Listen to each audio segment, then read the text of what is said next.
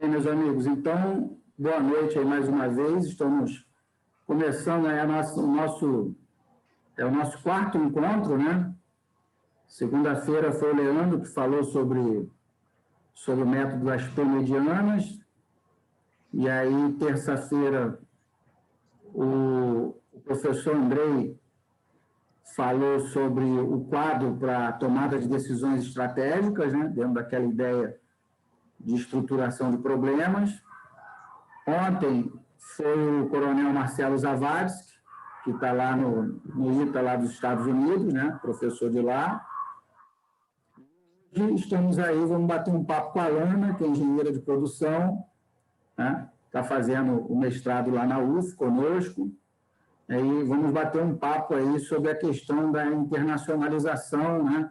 Como é que a gente pode buscar um caminho acadêmico aí internacional, né? Então, de antemão, eu agradeço a presença de todos, agradeço a Alana pela disponibilidade, né?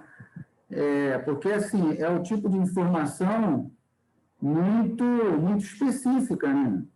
Então, só mesmo quem esteve lá fora, que tem essa vivência, que pode falar para a gente, né? Qual é o caminho, quais são as dificuldades, os desafios, porque eu tenho certeza absoluta que nem tudo são flores, né?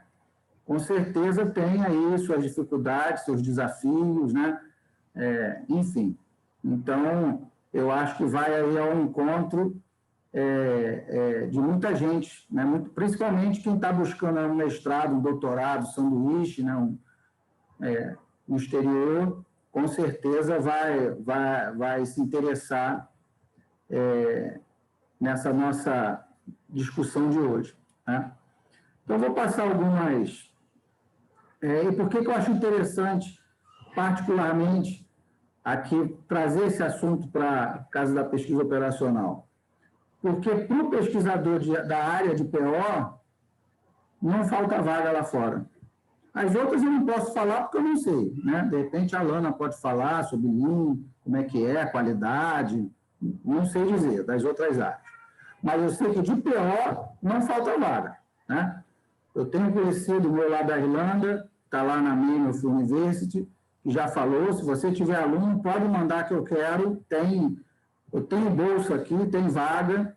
Essa semana eu tenho outro amigo que está no Canadá, que entrou em contato comigo. Marcos, se você tiver um bom aluno de PO, trabalha com modelagem matemática, que saiba programar, pode mandar ele para mim que eu quero. Eu financio os estudos dele aqui, né? Então, para a área de PO, Data Science, não faltam oportunidades lá fora de mestrado e doutorado com bolsa paga por eles. Não é com bolsa daqui do Brasil, não. Bolsa paga por eles. Eles que vão pagar para você ir para lá, né? Então, eu achei aí que certamente seria uma boa, um bom papo aí a gente trazer a Alana para conversar sobre isso, né?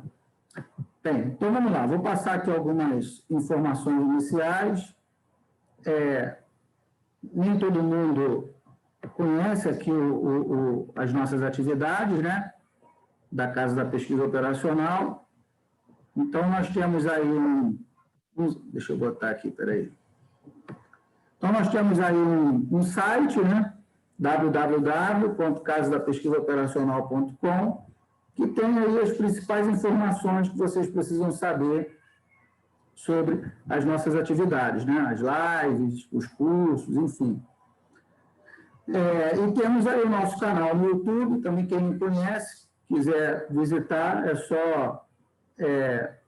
só escanear esse QR Code que automaticamente vocês serão direcionados aí para o canal do YouTube. E aí todas as nossas lives são disponibilizadas lá no nosso canal no YouTube, né? Então já temos lá centenas de lives, aulas bem detalhadas, tem sobre o método Top 6, método Electric, AHP, algoritmo de Ford-Fulkerson, algoritmo de Kruskal, simulação de Monte Carlo, tem simulação de Monte Carlo no Excel e simulação de Monte Carlo em Python. Você pode até escolher com o que você vai trabalhar, né? tem um curso completo de simulação a eventos discretos, que foi o professor Éder Cassetari, lá da USP, que deu o curso. Tem um curso de cadeias de Markov. Então, assim, também não é nada do outro conteúdo que vocês conseguem encontrar na internet. Conseguem encontrar livros, conseguem encontrar na internet, né? Colocar no Google, vocês vão achar, né? Só que é claro que se tiver um caminho, né, uma coisa mais mastigada, mais lúdica, mais contextualizada, é claro que ajuda, né? Um negócio que você demoraria 3 semanas para entender, você entende em 2 horas, né? Você pega o método TOPSIS, olha as equações do método TOPSIS. Eu lembro quando eu fui estudar o método TOPSIS, você leva meses digerindo ali aquelas equações, né? Entendendo qual é a lógica do método, né? E lá, aqui na Casa da Pesquisa Operacional, eu dei a aula lá, você assiste uma aula de 2 horas, eu vou fazendo equação por equação na mão, né? Ali no papel, equação por equação, aí você entende, entendi o método TOPSIS. Quer dizer, te poupou uma energia enorme. E a proposta é essa, a proposta realmente é facilitar a vida, principalmente de quem está começando, né? Os pesquisadores que estão iniciando. Bem, aí, mês não, eu organizo o que eu chamo de Semana da Pesquisa Operacional. Então, o Miguel até falou sobre o método Prometer, está lá, a aula gravada, né? O professor Éder falou sobre PO, Inteligência Artificial, o Igor falou sobre análise voltória de dados, o Baldini falou sobre redes neurais, o Lucas falou sobre o método Macbeth, até escreveu um artigo usando o método Macbeth, né? E aí, na última semana que nós tivemos, o professor Simões falou sobre teoria da decisão, né? O professor Simões tem aí um dos livros mais vendidos do Brasil no assunto, né? Porque, na minha opinião, é o livro mais completo. Eu conheço todos os livros da área, uso todos eles, né? Mas, para mim, é o mais completo. Aí, o Lohan falou sobre data mining, o PO, porque, às vezes, a gente nem sabe que essas áreas conversam, né? Data mining, o PO, né? Redes neurais, enfim. Então, eu procuro chamar justamente esses caras meio que de outras áreas, né? O Rafael Moral, ele é biólogo, né? Então, ele utiliza métodos estatísticos dentro da biologia.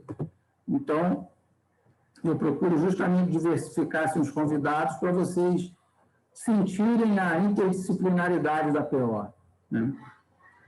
E aí, a 5ª semana da PO vai ser uma semana apocalíptica. Vai ser a semana do Apocalipse Excel, né? Então, eu chamei os Cavaleiros do Apocalipse, que não são 4, são 6, né? Já temos data, vai ser de 28 de junho a 2 de julho. Sim, eu tinha a crença limitante de que o Excel fazia algumas coisas, ou melhor, o Excel fazia muitas coisas, mas outras coisas o Excel não fazia, né? E aí, para isso, eu precisava usar o Python ou o R. E aí, depois que eu conheci esses caras, eu fiquei convencido que a limitação do Excel está na nossa cabeça, que o Excel faz qualquer coisa, né? Então, esses caras, realmente, eu fico constrangido em falar que o meu Excel é básico, porque eu acho básico muito, né? Depois que eu conheci esses caras, né? Eu falei, não sei nada de Excel. Eu fico constrangido de falar que eu sei alguma coisa, porque esses caras realmente são apocalípticos, né? Não conheço. Então, teremos aí, cada semana, um vai falar sobre um tema de PO, né? Baldini, Trovato, Éder, né? O Benito, o Aiosa e o Gatti. Cada Gatti vai falar sobre algoritmos bioinspirados na colônia de formigas, enxame de abelhas, as meteorísticas, né? Então, são assuntos bem pesados em PO, né? E tudo isso dá para fazer no Excel. Esses aí são alguns parceiros que nós já estamos aí há quase um ano em atividade, e aí já temos aí alguns parceiros, todo mundo que faz parte da Casa da Pesquisa Operacional tem, deixa eu botar aqui, peraí, tem 30% de desconto lá no Grupo GEM, né? Aqui, Grupo GEM. O professor Daniel é nosso parceiro também, lá do Cinep, então quem teve artigo aprovado e vai apresentar, ó, tem 25% de desconto lá no Cinep, né? Aqui os cursos da Montivero, se eu não me engano, acho que é 25% aqui. Então, tem curso de lá que custa R$4.000, pô. Então, 25% é R$1.000 de desconto, né? Então, um bom desconto. E os cursos da Montivero são muito fora da curva, né? O professor Fávero dá um show, né? Esse aí foi o curso de grafos que nós tivemos na segunda turma. Agora nós já tivemos outro módulo de grafos, né? Esse módulo acho que foi, se eu não me engano, acho que foi em setembro do ano passado, não tenho certeza, ou agosto. Foi uma das primeiras turmas. Temos aí o nosso canal aí no Instagram, inclusive no dia 18 de junho, será uma sexta-feira, nós teremos uma live no Instagram com o Alex Macedo, que vai falar sobre... Alex está aí? Tá, né, Alex? Ele vai falar sobre... Estou sim, mestre. Estou aqui. Aí. Boa noite. Eu gosto... Todo mundo fala, todo mundo... A ideia, né? Todo mundo tem alguma coisa para contribuir, sabe? Eu não gosto muito dessa coisa de medalhão, um é o sinistrão, para não falar outra palavra, né? Mas um é o sinistrão, né? Um burro fala, o outro abaixa a orelha. Eu acho que o caminho não é esse. O caminho está na construção do conhecimento coletivamente, né? Eu falo, e é verdade, não é, né, papinho, não é balela, é a mais pura verdade. Eu aprendo muito mais com vocês do que vocês comigo, né? Porque cada um tem uma história de vida, cada um tem uma experiência, né? E a Lana tem uma experiência que eu não tive, então, quer dizer, eu vou aprender muito, eu tenho certeza com ela, tudo que ela vai falar eu vou aproveitar, né? Então, para mim, não faz muito sentido essa história de que um é bacanão, um é sinistrão, e, sabe, para mim isso não faz o menor sentido, isso está totalmente fora do mundo moderno, né? O profissional, o professor que não se reinventar, não mudar a sua visão de mundo, eu penso que terá sérios problemas no curto prazo, né? Porque aquele aluno que ficava assistindo uma aula de 4, 5 horas de maneira passiva, aquele aluno não existe mais, né? O professor começou a jogar a conversinha fora, meia hora, uma hora, o aluno já puxa logo o zap e o cara fica falando sozinho, né? Então, se o aluno não for ouvido, não for chamado a participar, né? Não for dada a oportunidade dele trazer a experiência dele, ele simplesmente joga a toalha, né? E não sem razão, tem um monte de coisa mais legal aí para fazer. Porque o que a gente fala, na verdade, o que o professor fala, você acha em qualquer livro, né? Se eu for aqui no método HP, tu pega lá o livro do Simões, está lá explicado o método HP, pô. Então, quer dizer, eu acho que o que agrega é justamente... Vamos lá, Miguel, o que você entendeu do método HP? Ah, não, eu entendi que aqui normaliza, não sei o que, É mesmo, mas peraí. Lana, e aí, como é que faz? Eu acho que é esse movimento que, né, é nisso que o professor agrega, como um facilitador, né, um mediador ali, né, que é mais ou menos o que eu tento fazer. Não sei se tão bem quanto eu queria, mas eu tento, né? E aí temos o nosso grupo no Telegram, o nosso principal meio de comunicação. Então, todos os links do Zoom, né, das nossas lives, eu mando pelo... Essa semana, especificamente, como é uma semana meio envelopada, né? Primeiros passos da pesquisa operacional e da ciência de dados, então aí eu fiz pelo Simpla. Mas as nossas lives semanais, né? Eu sempre faço no mínimo 2, eu mando o link do Zoom por esse grupo do Telegram, tá? Então, como o Thiago sempre fala, né, o nosso objetivo é criar um ecossistema de aprendizagem em torno da pesquisa operacional, né? Então, é por isso que nós temos o nosso canal no YouTube, oferecemos cursos regularmente, temos aí o nosso grupo no Telegram, né? Então, assim, você só não vai estudar, só não vai entender os métodos se você não quiser, porque está tudo disponível, né? Você tem acesso ao professor, qualquer hora, qualquer dia da semana, tem acesso às lives, tem acesso a tudo, né? Então, tem todo um ecossistema aí envolvido. Né? Então, rapidamente falando, né, qual é a ideia? Eu gosto sempre de fazer uma introdução sobre a PO, porque nem todo mundo sabe o que é PO, por incrível que pareça, né? Muitas pessoas até pensam que sabem o que é Data Science, mas, por incrível que pareça, nunca escutaram falar em PO. E, na verdade, essas duas ciências, elas andam de mãos dadas, né? Porque os modelos matemáticos estão na PO. Além dos modelos matemáticos, os métodos de estruturação também.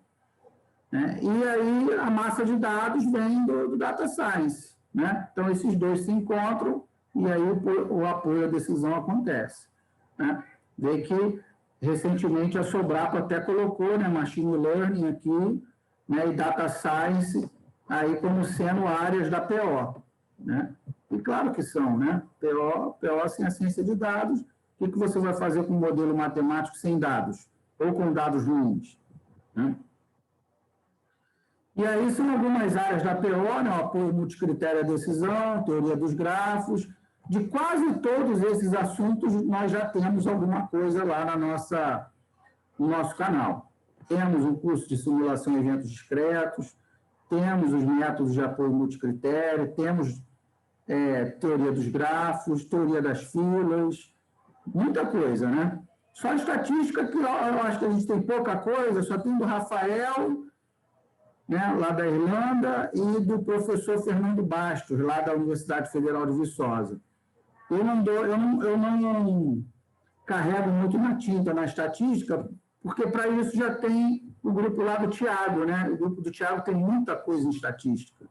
Então, não faria muito sentido eu ficar gastando essa energia na estatística, enquanto nós podemos explorar outras áreas. Né?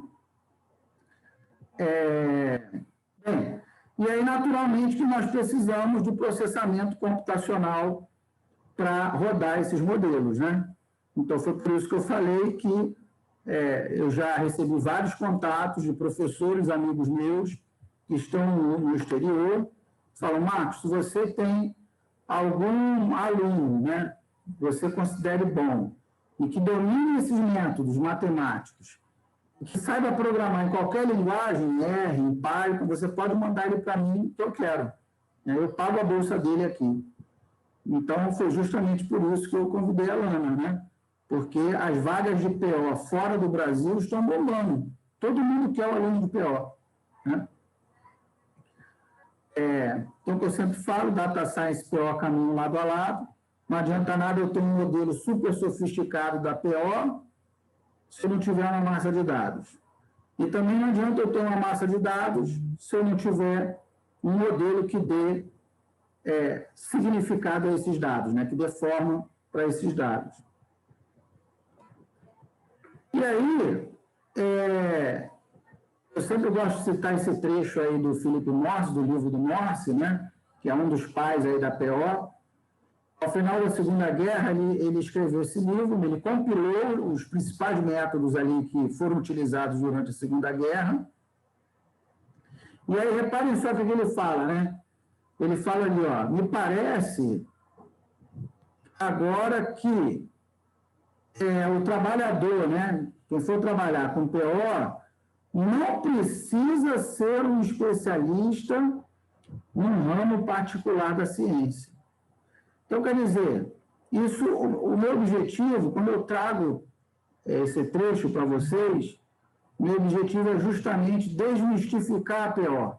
Porque muita gente acha que para o cara aprender PO, o cara tem que ser né, o cão chupando manga da matemática, tem que ser o gênio da estatística, e não é nada disso, né? O próprio Philip Morris falou, qualquer um pode usar PO, né? Ele fala aqui, ó, ele pode ser um biólogo, um físico, um matemático ou um trabalhador de qualquer outra ciência, né? Então, eu dei um exemplo para vocês, eu participei da banca da Adriana, em dezembro de 2020, da banca de doutorado. Ela propôs um modelo de PO e ela é pedagoga, né? Então, quer dizer, quando eu fiz o mestrado, eu estava fazendo mestrado em PO e fiz o mestrado junto com um colega que estava fazendo doutorado em PO e ele era um médico cardiologista. Então, quer dizer, a PO é totalmente interdisciplinar, né? Tá aqui, essa é uma... Eu acho que, assim, as duas características mais marcantes da PO, né? São justas... Cadê minha caneta? Daqui. Aqui é a interdisciplinaridade, né? Ela tem uma abordagem interdisciplinar, ou seja, ela pode ser utilizada em qualquer setor da atividade humana, na medicina, na economia, na biologia, na química, qualquer área, né? E o pragmatismo, né? A PO é muito pragmática, ou seja, nós vamos utilizar esses modelos sempre para tomar uma decisão num problema real que está acontecendo. Esse é o grande pulo do gato da PO, né? Assim, é claro que eventualmente você vê uma ou outra discussão teórica, mas o grande tchan da PO é essa tomada de decisão em problemas reais, né? E aí a Alana, inclusive, comentou ontem, ela fez um comentário muito interessante, que ela falou da questão da sinergia entre o Lean e a PO, e há mesmo uma sinergia enorme. E eu vejo que é pouco explorado, né? Eu vejo que o pessoal de Lean não usa muitos métodos de PO, e o pessoal da PO também não conversa com, né? Não conversa com Lean. Eles ficam lá, cada um no seu quadrado, e os dois perdem, né? Porque são duas áreas riquíssimas, que poderiam se beneficiar uma da outra, né? A própria Naya defendeu também a dissertação dela, de mestrado, que ela usou o método da PO dentro, especificamente em IT, em tecnologia da informação. Tem o Lean IT, aí ela utilizou o método da PO dentro do Lean IT. E aí, quer dizer, teve um artigo com o JCR aprovado, teve um artigo no SBPO aprovado. A Naya bombou geral ano passado, justamente porque ela explorou essa potencialidade que a Luna falou ontem, né? Da filosofia Lean junto com a pesquisa operacional. Então, esse é o nosso lema, né? A pesquisa operacional é para todo mundo. Ela não pode ficar presa na academia, ela não pode ficar presa em grandes corporações. A PO ela precisa ser popularizada, né? E esse é o nosso objetivo aqui. Aí temos aí a nossa semana, né? Então, como eu falei, a Lana aí hoje, amanhã eu vou fechar com o Tiago, falando sobre vários problemas reais da sociedade que nós já trabalhamos, né? Utilizando esses modelos da PO. Daqui a pouco, né, hoje ainda, depois da Lana, às 20 horas, o Davi vai falar sobre o método de estabilização de processos produtivos, que justamente tem a ver também com o Lean, né? Tudo a ver, né? E aí, a nossa 7ª turma, da Casa da Pesquisa Operacional, vai começar na quarta-feira que vem, no dia 9 de junho, né? Na quarta-feira que vem. Tá? Então, aí, quem quiser me adicionar no LinkedIn, está aí o meu QR Code, é só escanear aí que automaticamente será direcionado lá para o meu LinkedIn. Então, escane. Deixa eu ver aqui como é que eu faço aqui. Stop share. Tá? Então, Lana, mais uma vez, muito obrigado, tá, pela sua participação. A Lana prontamente aceitou o convite para vir bater um papo com a gente, e eu tenho certeza que vai ser aí um papo fantástico e de grande valor, né, para quem intenciona, né, internacionalizar aí o seu currículo, tá? Então, vamos lá. Pessoal, boa noite. Primeiro, eu quero agradecer o convite, professor Marcos. Muito obrigada pela oportunidade, pelo espaço de poder contar um pouquinho da minha trajetória acadêmica como um meio de estimular o nosso público, sejam estudantes, sejam profissionais, o pessoal que está buscando ter a sua educação continuada num programa de mestrado ou, de repente, ingressar, né, em um programa internacional. Essa é a minha intenção, dividir um pouquinho da minha experiência com vocês, que, humildemente falando, ela tem duas universidades americanas, né? Então, eu tenho alguma coisa de valor para dividir com vocês. É claro que, como o professor Marcos antecipou, tem muita coisa na internet. Vocês, hoje, mais fácil do que há 7 anos atrás, que quando foi a minha ocasião, a gente consegue encontrar canais exclusivos de YouTube, perfis de LinkedIn, de Instagram. Tem muito conhecimento online, tem muita coisa disponível para você que tem interesse buscar e se atualizar, tanto de educação quanto de conhecimento. Conhecimento, eu quero uma linguagem de programação, eu quero um programa, algo assim. Então, agradeço mais uma vez, professor. Vou iniciar aqui o compartilhamento da tela.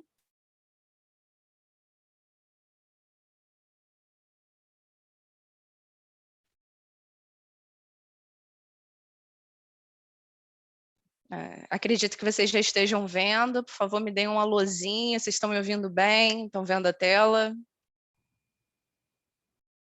Assim, tudo certo. Beleza? Estamos ouvindo sim, estamos ali. Vamos animar, vamos animar. Eu vou falar sobre um pouco de carreira internacional na engenharia com um viés acadêmico. Por isso que eu digo que é o intercâmbio acadêmico in a nutshell, que é uma expressão americana. Para a gente esmiuçar os detalhes, eu vou trazer um pouquinho da minha experiência, tá bem, pessoal? O conteúdo dessa apresentação tem um pouco dessa trajetória acadêmica. Eu falo de alguns programas de incentivo à pesquisa, etapas do processo seletivo. O microfone é aberto. Estou vendo uma criancinha agitada. Vamos animar, galera, vamos lá. Eu falo um pouquinho desses programas de incentivo à pesquisa que existem até hoje. Tem programas novos surgindo, depende bastante do teu interesse, da tua área. As etapas do processo seletivo que eu passei e as qualificações desejadas para o estudante, né, para quem busca esse intercâmbio acadêmico. Eu falo um pouco de imersão cultural, vou falar todos e mais um pouco dos micos que eu paguei nos Estados Unidos e todos os pequenos sucessos que eu obtive que me trouxeram essa trajetória até aqui, né, até fazer parte do programa de mestrado da UF. E exatamente nesse ponto eu falo um pouco sobre educação continuada após graduação e mestrado. Minha trajetória se iniciou no Cefet, que é o Centro Federal de Educação Tecnológica do Rio de Janeiro. Eu fiz a graduação em Engenharia de Produção. Eu iniciei em 2010, finalizei em 2016. São 5 anos de graduação, com um de graduação como visiting student, que é a expressão que os americanos usam para o intercambista, visiting student. Então, a primeira pergunta que eu lanço aqui, que eu pretendo, né, esclarecer para todos, abrir a discussão, não quero ficar falando sozinha que nem uma maluca, né? Eu já moro sozinha, ainda vou ficar falando sozinha, eu quero que vocês participem comigo. O que preciso fazer para ser um estudante de destaque? Né? Muitas vezes a gente pensa que eu faço parte da universidade A, da universidade B, da universidade Z, quando, na verdade, o perfil acadêmico que é muito desejado, tanto nas universidades, acredito eu, aqui do Brasil, quanto fora, é um perfil de excelência. A excelência, ela vai muito além da tua dedicação. Você tem que ter uma dedicação e você tem que ter uma aptidão a sempre explorar o máximo das suas possibilidades. E aí, em muitas situações aconteceu comigo, acredito que aconteça com vocês também, a gente não vê a saída, fala, caramba, e agora? Então, eu acredito que o perfil que o estudante precisa para ter um destaque é o perfil que busca excelência naquilo que ele faz. Bem, tirar 6, 7, 8 numa prova, ok. Passei na disciplina, me garantir no período, sendo que em algum momento a vida cobra. A vida cobra e faz falta um pontinho, meio pontinho, seja num concurso que você vai prestar, seja num programa de seleção, um programa, né, de intercâmbio acadêmico, que você vai passar por um processo seletivo. Pontinhos fazem diferença. Você ser um estudante que, ok, estou numa universidade considerada das melhores da minha região do país. E só isso não basta, você tem que garantir esse nível de excelência, tanto em notas quanto em atividades, ok? Não são somente as notas, mas é primal, né? É basal a gente discutir que sim, precisamos garantir as notas que sejam notas de destaque. A segunda questão que eu levanto é a respeito de quais atividades devo participar para contribuir em atingir esses objetivos. Então, assim, pessoal, durante a graduação, surgiu a necessidade de trabalhar. Então, eu fiz uma graduação noturna, né? O Cefet, ele tem a engenharia de produção noturna aqui no Rio de Janeiro. Durante o dia, lá fui eu trabalhar. E aí, todo estudante que trabalha, ele já está no fiapo de cabelo, ele já está exausto, ele já está muito cansado, mas isso é um entrave que é proporcional ao seu ganho. Quanto mais dificuldade se tem, maior é o prêmio, entende? Então, você tem muitas dificuldades, mas você tem que fazer a mais. Então, o meu diferencial, que eu deixo como exemplo, é estar sempre participando de atividades extracurriculares dentro da faculdade. Então, diferente dos meus colegas que assim, inocentemente já achavam que estavam muito bem. Ah, não, já estou na universidade, no Cefet, já estou muito bem. Eu fiz um pouco além. No primeiro período, eu fiz o concursinho interno, né, uma seleção interna para ser monitora de disciplina. Então, eu vou falar um pouquinho sobre essa experiência. Durante a graduação, eu fui monitora de 3 disciplinas. A primeira bolsa de monitoria que eu tive foi no segundo período da faculdade. E isso é muito diferente do que todos os alunos de graduação normalmente fazem. Geralmente, quem faz iniciação científica ou monitoria já está do meio da graduação para frente. Gente, mesmo estando com muita dificuldade, busque excelência, busque esse diferencial. Você vê que ninguém está fazendo, existe uma oportunidade aí. Esse slide, ele é um slide que tem muita informação, eu sei. Eu reuni aqui algumas imagens desse período muito lindo, de muito amor que foi a faculdade. Hashtag amo e odeio, né? Porque na engenharia os desafios são muitos. No início a gente vê no ciclo básico cálculo, álgebra, linguagem de programação, que são disciplinas pouco evoluídas no ensino médio. E aí você chega na graduação já toma aquele susto com essas disciplinas. Mas isso tem que servir como um estímulo para você, então faça além. Esse slide ele tem algumas imagens da atlética. Lana, como assim você trabalhava, você fazia faculdade à noite e você ainda estava na atlética da faculdade? Sim, eu estava. Afinal de contas, né, a gente com 20 e poucos, 30 e poucos anos ainda está com energia, tem que tirar proveito disso. Então, jogava futsal, você vê essa primeira foto da esquerda com as meninas, fomos campeãs do Cabo de Guerra, pessoal, dos Jogos da Engenharia aqui do Rio de Janeiro. E aí eu deixei um GIF ali embaixo da Marta, né, que é uma atleta genial, ela é um exemplo para todos exatamente desse ponto que eu sempre vou chamar atenção, a excelência. Treinar é pouco, você só faz em jogo o que você treina. Isso é um aprendizado que eu trago das quadras, dessa experiência que eu estou mostrando para vocês, das fotos, são experiências que você ganha em quadra, você só faz em jogo o que você treina, então treine muito. Esse aqui eu já dou um salto para não ficar falando sem fim aqui, né, galera? Porque são muitos anos de muitas histórias. Essa é a minha foto com a turma de engenharia. E todo sacrifício vale muito a pena. Às vezes você está vivenciando uma situação muito complicada na tua vida pessoal, com a sua família, com o seu trabalho. São muitas facetas que a vida adulta tem, mas eu garanto, né? A gente sempre vai falar, vale muito a pena quando você chega lá na frente, olha lá a minha carinha ali no cantinho, por eu ser um pouco mais alta que o resto do pessoal da minha turma, eu fiquei um pouco para trás. Mas, gente, vale muito a pena. Estuda que a vida muda.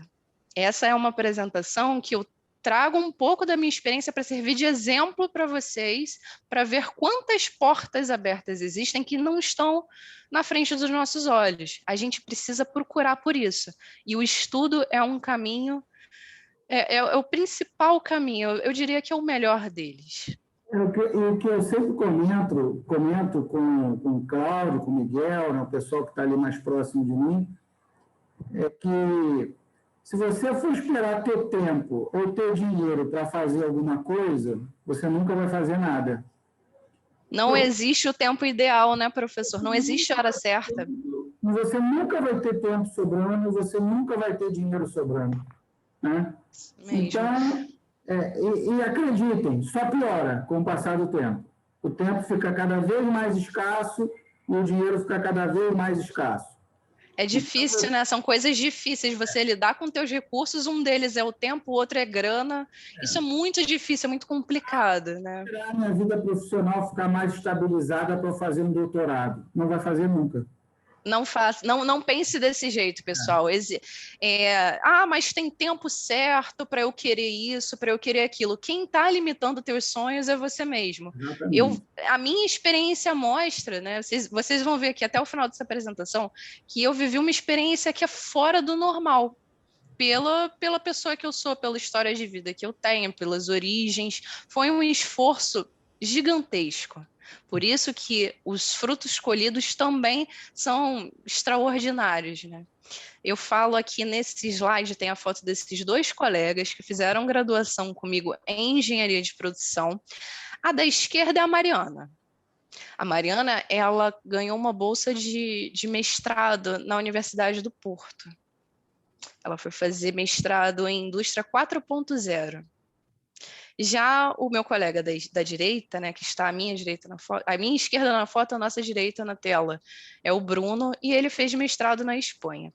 Sendo que naquela foto anterior que tem a minha turma inteira, que é a foto da formatura, né, todo mundo reunido, de beca, eu falo para vocês que mais ou menos 40% da turma foi para o exterior com bolsa de estudos, foi para o exterior para trabalhar e estudar. Então, isso é extraordinário e isso só é possível com muita dedicação. Muita dedicação. Então, eu trago esses dois exemplos, a Mariana e o Bruno, eram alunos muito bons na nossa faculdade, pessoas muito humildes, que correram atrás, descobriram quais critérios, quais datas, o que eu preciso fazer, o que eu preciso ter, e foram para dentro, sabe? Caíram para dentro da guerra. A Mariana, por exemplo, ela é graduada em farmácia na UFRJ, depois iniciou a segunda graduação com a gente em engenharia de produção, não satisfeita, fez o mestrado em indústria 4.0 em Portugal. Então, é um exemplo maravilhoso que eu trago para vocês.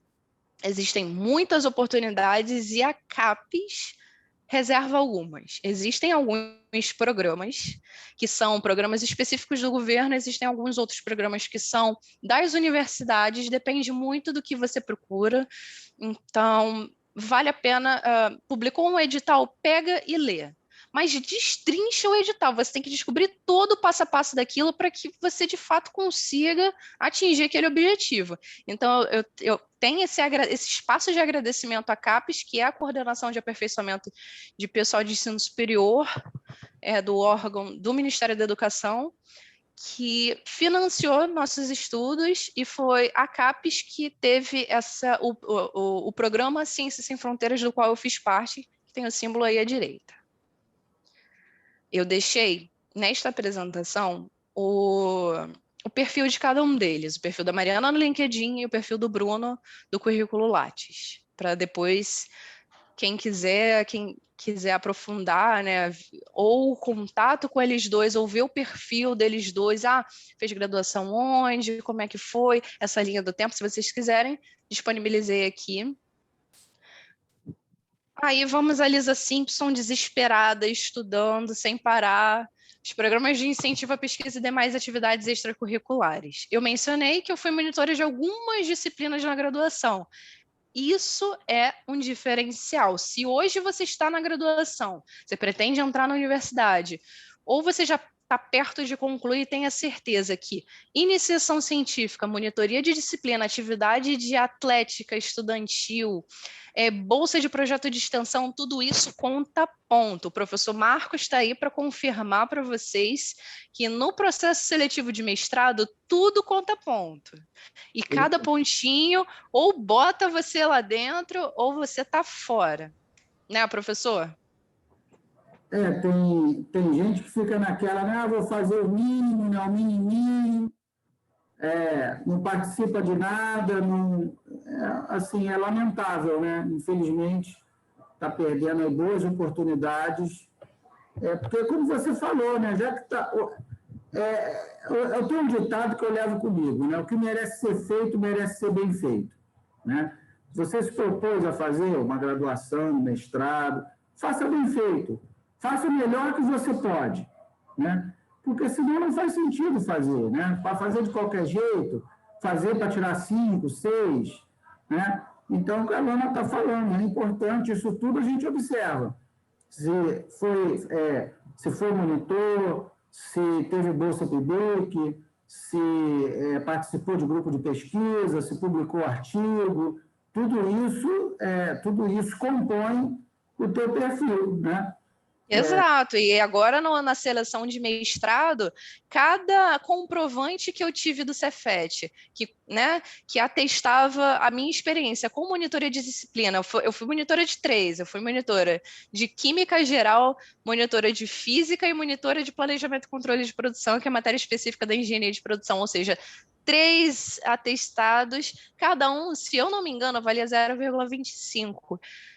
Isso em relação a outros candidatos me ajudou muito a entrar nesse programa. Então, vale a pena prestar atenção na universidade que você está e quais atividades extracurriculares que você pode fazer, mesmo que você esteja no 8º, 9º período. Então, Alana, eu entrei na graduação agora, 2021, primeiro semestre.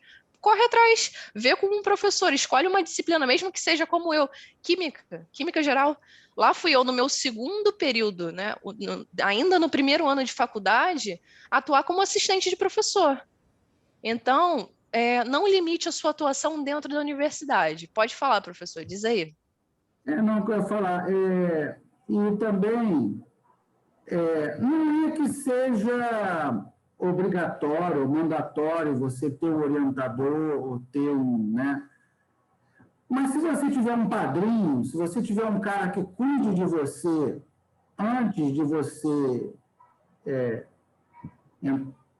você fazer o processo seletivo do mestrado, do doutorado, seja no Brasil ou fora, se você tiver um padrinho que eu falo não é no sentido pejorativo, é no sentido de alguém para orientar, né? Não, vai por aqui, vamos mandar um artigo para tal lugar. Não, né? Se você tiver um cara ali para te acompanhar, isso facilita muito a sua vida. Né? Tem excelentes artigos, com publicação internacional, inclusive, que vieram de programa de iniciação científica. O cara está lá na metade da graduação, colocou um professor, o professor falou, vamos fazer um estudo assim, vamos fazer um projeto, um estudo de caso desse jeito. Se você se empenhar, fizer um trabalho de qualidade, você consegue, inclusive, uma publicação internacional que vai trazer uma projeção para o seu perfil acadêmico. Então, por exemplo... Isso não é para qualquer um, isso é uma coisa que vale muito a pena, né, professor? Quando alguém me procura, esse cara ele só vai chamar a minha atenção em 2 situações. Ou ele ainda não fez nada, né? Ainda não fez nada, não teve bolsa PIBIC, não publicou, mas está nos primeiros períodos da faculdade. Professor, vim procurar o senhor, que eu sei que o senhor pesquisa na área, eu me interesso, queria saber o que eu tenho que fazer, logo nos primeiros períodos, 1º, 2º, 3º período. Que aí eu vou, né, fazendo uma mentoria, não vai por aqui, vai por ali, né? Estuda tal disciplina, se aprofunda. Ou o cara me procura no início do curso, ou se me procurar no final do curso, se eu nunca tiver visto o sujeito, se ele me procurar no final do curso, ele já tem que ter um background. Né? Professor, eu fui monitor, que você falou, exatamente o que você falou. Fui monitor de tal disciplina, papapá, tive Bolsa PEBIC, participei do processo de iniciação científica, fiz não sei o quê, fui do grupo de pesquisa de PO. Eu falo, não, esse cara é bom, esse cara, né? Se o cara chega para mim, já formado, ou nos últimos períodos, e o cara não fez nada, né? Aquele aluno meia boca, tudo 5, 6, não publicou nada, não foi de iniciação científica. Assim, é claro que eu escuto, né? Mas para mim é fogo de palha, né? Depende, né? O interesse, ele tem que ter o esforço. Se você está desejando, né, um auxílio, é aquela brincadeira, me ajuda a te ajudar, né? Mostra que você tá à disposição, mostra que você tá querendo trabalhar, que você trabalha muito bem. Ou então, durante a minha graduação ou durante o meu mestrado, eu estava trabalhando, ou então tem aquele caso, né, professor, o estudante que não consegue um estágio ou não consegue conciliar o trabalho e o estudo e fica só dedicado aos estudos. Aí que você tem que cair, né, atirando, tem que ir, faz uma iniciação científica, faz alguma coisa, você tem que se diferenciar, até porque nós estamos em 2021. Curso de graduação já não é mais um diferencial, certo, professor? É verdade. Imagina a gente chegar em 2021 e falar assim, eu tenho ensino médio completo. O pessoal, né? E aí, né? Olha que tem gente que às vezes fala assim, não, já acabei os estudos.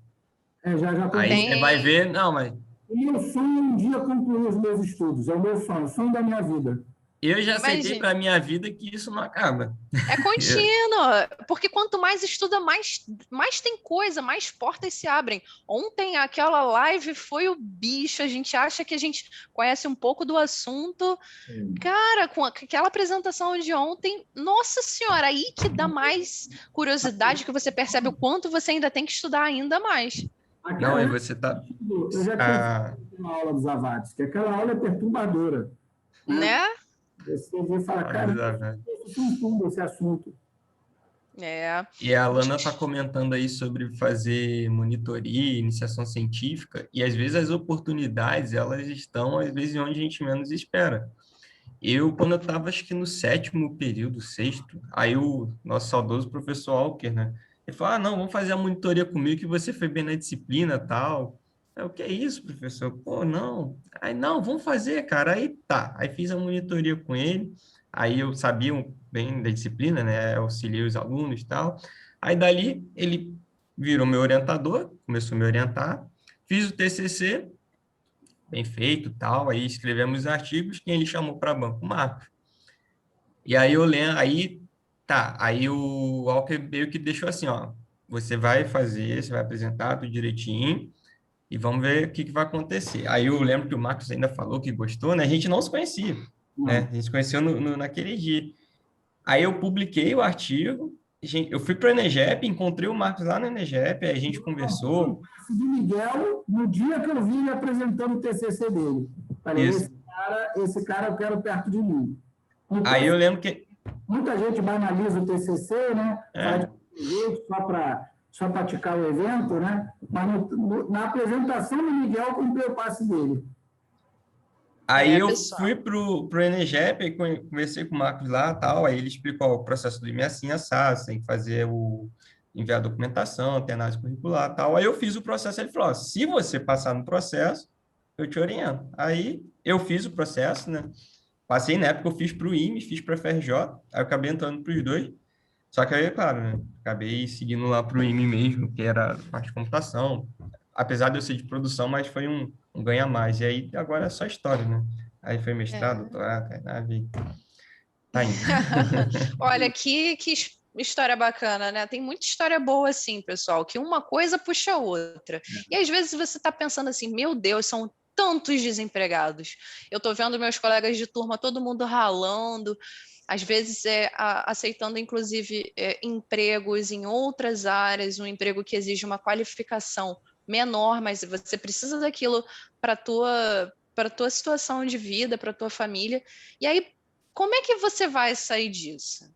né? Se a gente não se agitar, se você não buscar a ajuda, não cai do céu. Isso eu falo para vocês, porque com o exemplo do Miguel, com uma apresentação de um TCC, com um congresso, como o Encontro Nacional da Engenharia de Produção, o ENEGEP, que ele mencionou, isso é um palco. Exatamente. Em que você apresenta, você pode apresentar um artigo, você pode apresentar um pôster, você pode fazer uma apresentação oral. E claro que em tempos de coronavírus os eventos estão online, assim como esse evento que vocês estão participando aqui com a gente na Casa da Pesquisa Operacional. Contudo, esses eventos eles são um palco. Assim como você, nos seus estudos, você chama a atenção dos seus professores, em determinadas atividades extracurriculares, você abre seu networking. Muito se fala de networking, mas são poucas as pessoas que sabem tirar proveito disso. Então, por exemplo, vou dar um exemplo que a gente não falou até agora. Empresa júnior. É o penúltimo bullet desse slide. Empresa júnior. Nos meus tempos de graduação, a empresa júnior, você não recebia uma bolsa, você estava ali como um voluntário. Mas aí a empresa júnior do Cefet, ou da UERJ, da UFRJ, da UF, ou da Veiga de Almeida, qualquer empresa júnior de qualquer universidade, busca projetos. Aí nisso que busca projeto, faz contato com uma empresa, você é um estudante de graduação, ou seja, você já está um pouco acima dos requisitos acadêmicos que muitas empresas já vão exigir, e aí você chega como voluntariado, faz uma proposta, executa um projeto e entrega um trabalho. Gente, não tem palco melhor do que isso para você conseguir uma recolocação no mercado ou para você abrir portas, para você se lançar no mercado. Tem muitos casos de estudante que entra na graduação com 17, 18 anos. E aí o cara não tem uma vivência. Né? Isso é muito comum, você entrar na faculdade com 18 anos, às vezes 20 anos, ou às vezes até mais tarde. E aí você nunca teve uma experiência profissional. Gente, tem como você se expor às empresas, incluindo pela empresa júnior na sua faculdade. Então, busque informações onde você está estudando. Se for o teu caso, se você que está me ouvindo é um estudante de graduação, e está nessa situação do tipo, puxa vida, como é que eu vou conseguir um estágio se as empresas pedem experiência? E aí você está assim, digita no Google, primeiro estágio engenharia, primeiro estágio administração, primeiro estágio ciência da computação. Gente, as exigências que o mercado está fazendo hoje são absurdas. São absurdas. E se você não se agitar para se preparar e para se mostrar para o mercado, as empresas não vão atrás de você. Não enquanto você está na graduação assim paradinho, que nem um peixinho no aquário. O exemplo do Miguel foi excelente. O professor entrou em contato, você tem notas excelentes. Eu falei isso lá no início da apresentação. Você tem notas excelentes. Vamos fazer um projeto. Fez uma iniciação científica que gerou um artigo para um evento. Nesse evento, ele pôde encontrar o professor Marcos, que inclusive foi banca, certo, professor? Foi isso, né? E aí favoreceu, inclusive, a admissão do Miguel no IME, que é o Instituto Militar de Engenharia. Tá vendo? Que trajetória maravilhosa. Isso tudo, Miguel não estava paradinho na graduação, igual um peixinho no aquário. Tava, Miguel? Jamais. Não pode. Eu tô achando interessante que ela tá descrevendo a minha situação aí, praticamente. Eu entrei na faculdade com 16 anos e, tipo assim, eu pensava exatamente isso. Tipo, porra, como é que eu vou fazer para ter experiência e tal? Aí logo no primeiro semestre eu já cheguei cofundando a empresa júnior, virei vice-presidente, depois eu virei monitor de algoritmos de programação, fiz 2 bolsas de iniciação científica e também fui diretor de integração estudantil do centro acadêmico. E ainda também participei da Atlética. Não diretamente, mas também cheguei a participar. Tipo, mas eu nunca parei para pensar que isso serviria para isso que você está falando agora. Gente, tudo está conectado, tudo é uma rede. Aí, tipo, na época eu fazia porque eu curtia, ainda curto, na verdade, eu acho muito maneiro isso. Mas eu não sabia que poderia também fazer uma diferença tão absurda. E você vê que os malucos se conectam, né? Porque hoje o Cláudio trabalha comigo e com o Marcos. Aí agora, como é que pode? Que doideira. E ó, eu tenho uma frase muito importante para falar aqui. A gente está nesse clima descontraído, brincando, mas, gente, vamos pensar. Galera da engenharia aqui agora, galera hardcore, responde para mim, qual é o lugar que você vai encontrar a maior quantidade de engenheiros na sua vida? Na faculdade. E se você é o cara que chega atrasado e fala assim, Cláudio, me empresta seu caderno, vou tirar foto. Eu faltei as últimas 3 semanas de aula porque eu não estava afim, ou então fui para o isoporzinho, perdi a hora da aula. Ou então, caraca, vou pro Interenge, né? Vou para algum evento de esportes e não estou afim de assistir a aula daquele professor chato lá. Cara, olha a imagem que você está deixando com os teus colegas. Gente, ó, eu estou fazendo 5 anos de formada, eu sou um bebê ainda. E olha que o mercado, todo mundo se esbarra.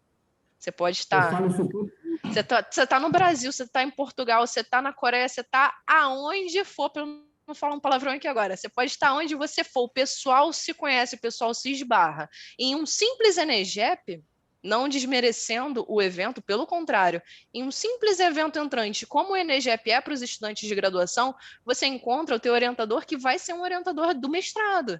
É um cara que lá na frente vai falar para você, Cláudio, imagina o seguinte, né? Lá na frente, chega para você e fala assim, Cláudio, eu estou com uma bolsa de doutorado na Coreia do Sul, na área de não sei o quê, é uma bolsa de $100 mil, tanana, tanana. Gente, tirem proveito dos tempos de faculdade. Se você é o seu caso...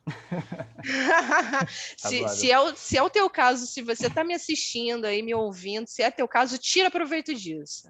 Porque é determinante. O lugar que você mais vai encontrar engenheiros durante a sua vida é na graduação.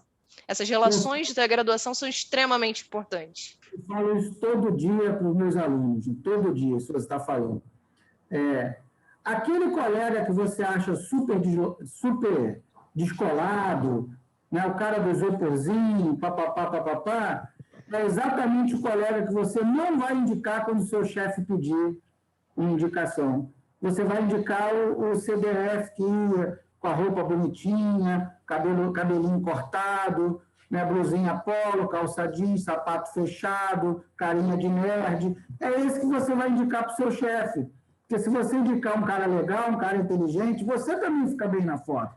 E isso de indicação é uma faca de 2 gumes, né? Porque você pode indicar uma pessoa que não vai vingar, né? Não vai permanecer na empresa. Isso pode, inclusive, te queimar profissionalmente. Olha, eu até tive uma vivência, né? Eu tenho um colega que se formou comigo. E aí, quando eu estava no doutorado, o professor Simões era meu orientador, né? Aí eu estava fazendo doutorado, quando chegou no meio, esse meu colega que se formou comigo falou assim, poxa, tu está fazendo com o Simões?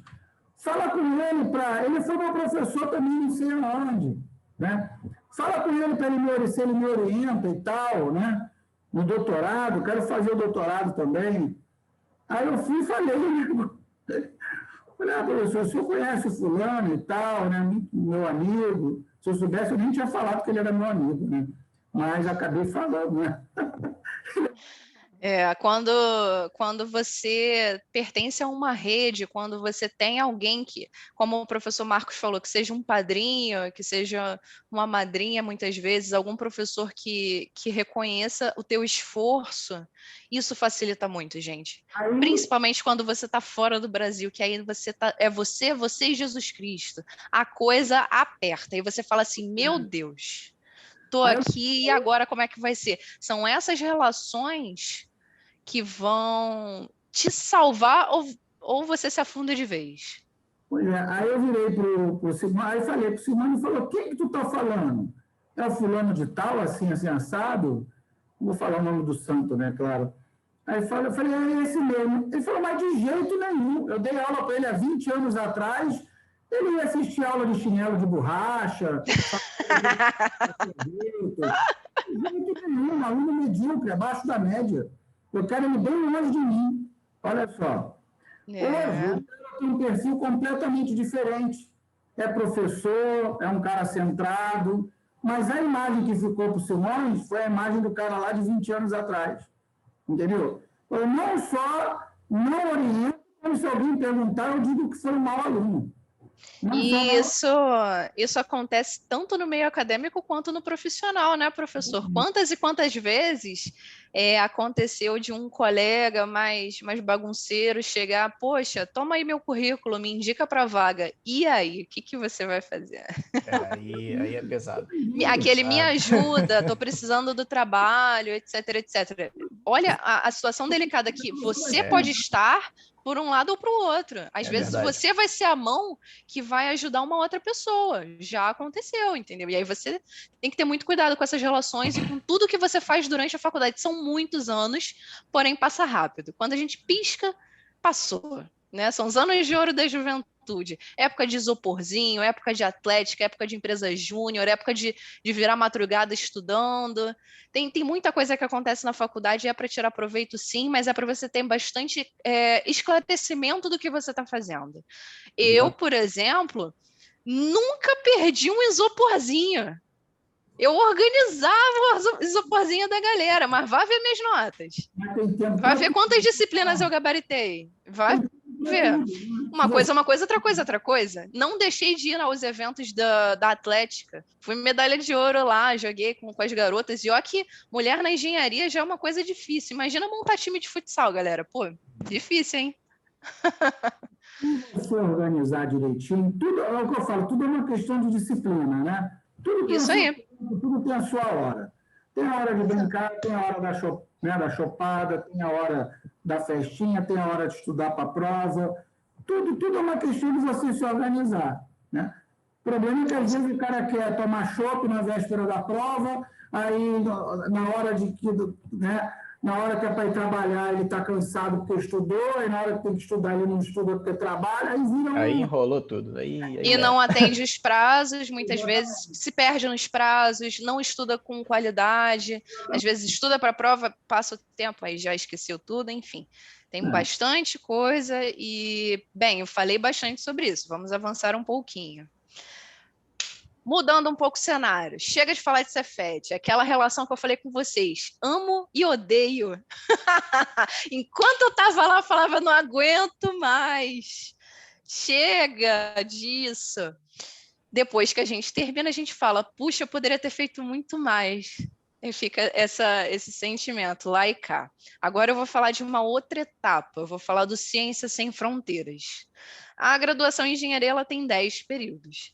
E alguns anos atrás havia esse programa do governo que pertencia à CAPES, como eu mencionei anteriormente, que foi o Ciências Sem Fronteiras. Ele foi um programa que abria editais a cada 6 meses, tanto para graduação quanto para mestrado, doutorado, pós-doutorado. Acredito que ainda exista para doutorado e pós-doutorado. Vale deixar a pesquisa aberta a quem tiver interesse. Se você é um estudante de mestrado, vale a pena entrar lá no portal da CAPES e dar uma olhadinha em quais editais estão abertos, quais são os requisitos, o que você precisa fazer. Fora tudo isso que eu já falei, que é super interessante fazer durante a graduação. Pode parecer que não, mas participar de uma atlética, participar de um evento faz diferença. Seja no networking, seja no seu currículo acadêmico. E muita universidade estrangeira avalia exatamente isso. Pega assim o perfil e fala, nossa, você trabalhou durante a sua faculdade? Ah, você trabalhou numa empresa multinacional? Ah, você foi atleta? Isso chama atenção, pessoal. Então, além dessas características, essas qualificações, né, que são diferenciais, tem algumas particularidades dos editais. Eu vou falar sobre o que eu fiz, que foi o edital 143, né, do Ciências Sem Fronteiras, aberto em 2013, é um edital para 2014. Ele foi de graduação sanduíche, que a gente ainda ouve essa expressão por aí, mas ela é bem particular a esse edital. Os requisitos... eu pretendo compartilhar aqui no chat, assim que eu interromper essa apresentação, eu vou compartilhar com vocês o edital, os requisitos, se for do interesse de vocês, eu acredito que quem está aqui hoje, pleno feriado desses, assistindo essa live tem interesse em melhorar de vida, quer estudar, quer, de repente, dar prosseguimento numa trajetória internacional da sua própria vida, da sua própria carreira. Então, pessoal, eu não vou deixar isso passar batido. Depois que eu interromper essa apresentação, eu vou compartilhar com vocês tanto o edital quanto alguns documentos que fizeram parte do meu processo, para que vocês também se ambientem, para tirar algumas dúvidas, para fazer, né, para tirar uma curiosidade.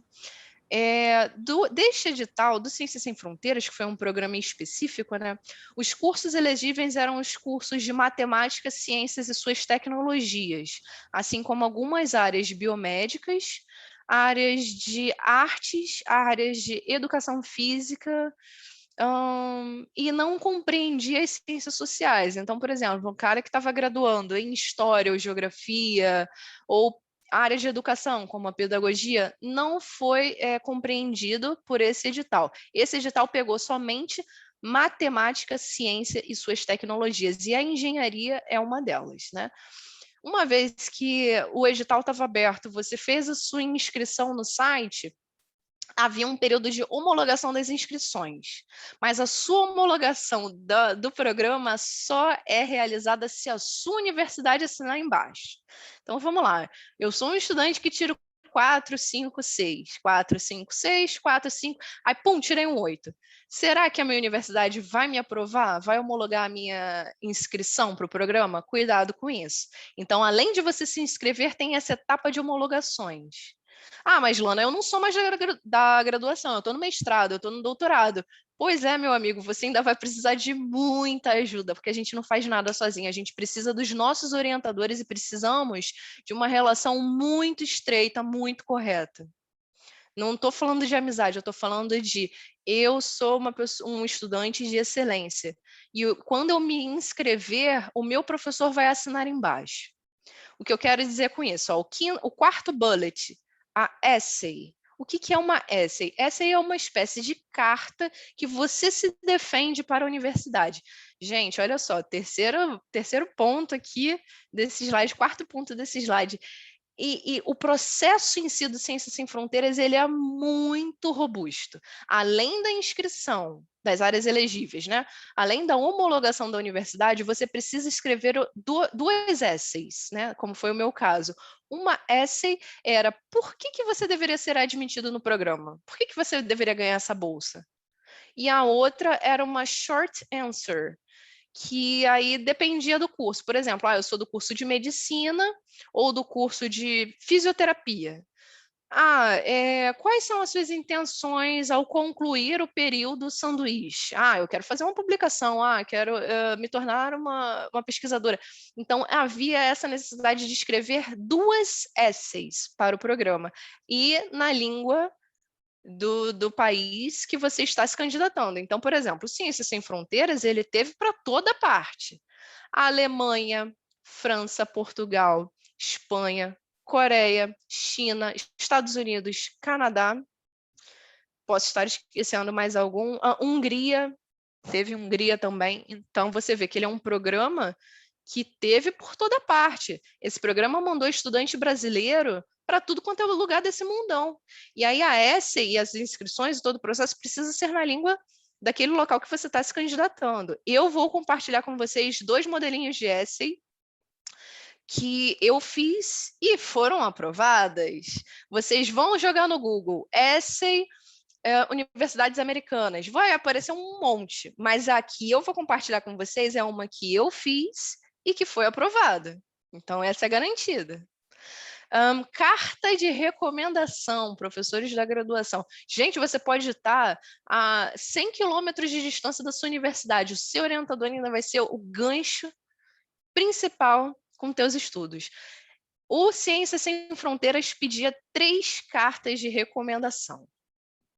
E aí, imagina que se eu fosse uma pessoa encrenqueira de arranjar confusão com os professores, a quem eu iria pedir essa carta de recomendação? Gente, isso não é específico de Ciências Sem Fronteiras, não. Tem muito programa governamental ou não, programa próprio de uma universidade ou não, que pede carta de recomendação. Inclusive, isso é uma prática comum do mundo profissional. Você manda o seu currículo, você manda uma carta de apresentação e, dependendo do lugar, eles pedem carta de recomendação. Então, dentro desse processo, havia esse requisito. Ufa, vamos falar do exame de proficiência. Isso daí já é sabido. Para qualquer buraco que você for, você vai precisar de um exame de proficiência de determinada instituição.